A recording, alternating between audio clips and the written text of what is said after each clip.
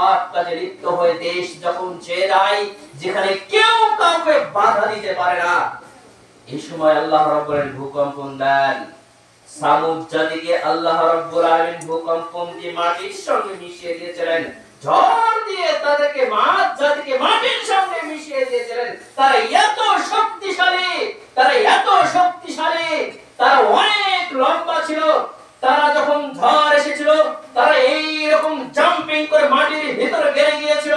আল্লাহ রাব্বুল আলামিন এমন ঝড় দিয়েছিলেন, তাদের মাজা থেকে একেবারে উষ্ণ শরীরটা আলাদা হয়ে গিয়েছিল, যেন তারা আযাসুন নাখলিল খাবিয়া, যেন তারা বিক্ষিপ্ত ভাঙা খেজুর গাছের ন্যায় তারা সেখানে পড়েছিল। দুনিয়াতে অনেক ক্ষমতাশালী লোক ছিল, দুনিয়াতে অনেক ক্ষমতাশালী শাসক ছিল, কেউ কোথাও টিকতে পারে নাই।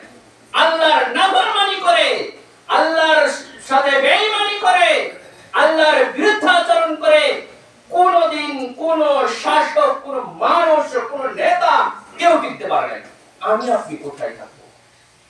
উচিত আল্লাহ রাব্বুল আলামিন যে উদ্দেশ্যে আমাদেরকে সৃষ্টি করেছেন, আল্লাহ রাব্বুল আলামিন যে উদ্দেশ্যে আমাদের এই পৃথিবীতে পাঠিয়েছেন, সেই উদ্দেশ্যকে বাস্তবায়ন করা, আল্লাহর ওয়াহদানিয়তকে দুনিয়াতে প্রতিষ্ঠা করা, আল্লাহর ইবাদত করা, হালাল হারাম থেকে বেঁচে থাকা, তিনি যা নির্দেশ দিয়েছেন তা পালন করা, যা থেকে নিষেধ করেছেন সেটা থেকে বিরত থাকা, পাপ কাজ থেকে মুক্ত রাখা, অধিক অধিক আল্লাহর দরবারে ইস্তিগফার পাঠ করা, আল্লাহর জিকির করা, এই সব কাজই মানুষ করবে।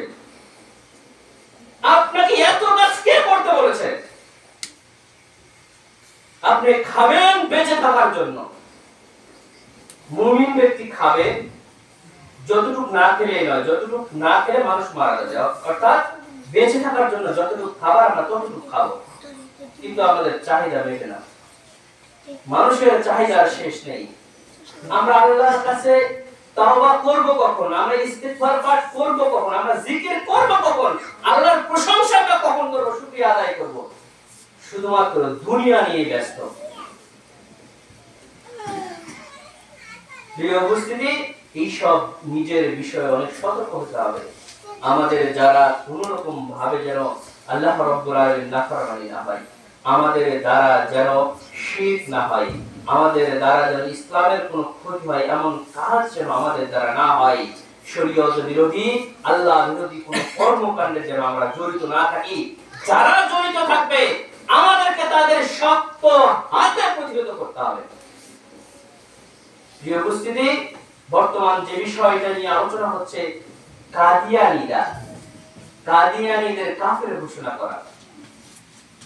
আসলে কাদিয়ানীদের আকীদা হচ্ছে নবী করিম সাল্লাল্লাহু আলাইহি ওয়াসাল্লাম, মুহাম্মদ সাল্লাল্লাহু আলাইহি ওয়াসাল্লাম শেষ নবী নন। নাউযুবিল্লাহ। এই বিষয় নিয়ে বিস্তারিত আলোচনা অন্য এক সময় আলোচনা করব।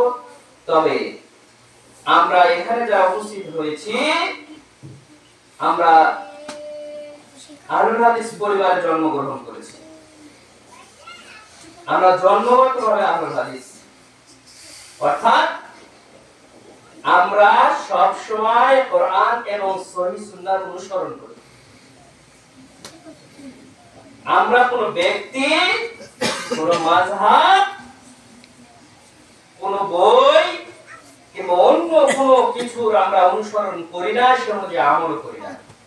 আল্লাহ রাব্বুল আলামিন যে নির্দেশ দিয়েছেন, নবী করিম সাল্লাল্লাহু আলাইহি ওয়াসাল্লাম যা দেখানো পদ্ধতিতে সঠিক যে বিষয়টি আমরা পাবো, আমরা সেটাই কি সে অনুযায়ী আমল করি, আমরা সে পথেই আমরা চলি।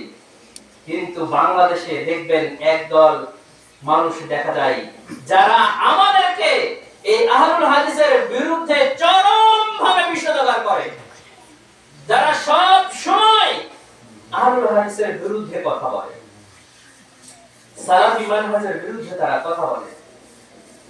আহলুল হাদিস সালাফিরা আজকের নয়, তারা উড়ে এসে দূরে বসে নাই।